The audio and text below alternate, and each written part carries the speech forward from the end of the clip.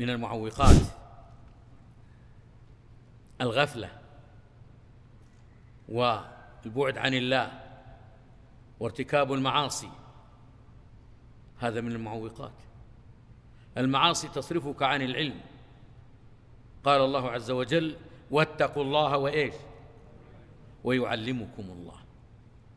واتقوا الله ويعلمكم الله.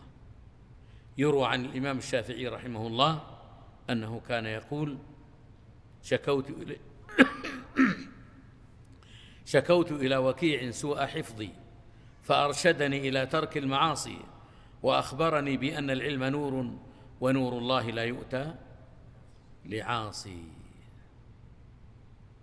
يقول الله عز وجل: ومن يتق الله يجعل له مخرجا ويرزقه من حيث لا يحتسب، ومن يتق الله يجعل له من أمره يسرا، ومن يتق الله يكفر عنه سيئاته ويعظم له أجرا.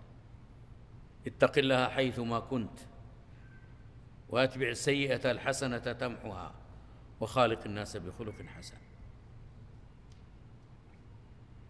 والتقوى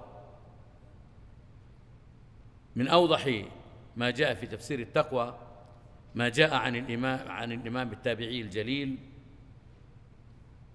طلق بن حبيب رحمه الله تعالى: جاءه قوم فقالوا: قد ظهرت قبلنا فتن، انتبه، فما المخرج منها؟ قال: تقوى الله. قالوا: صف لنا التقوى.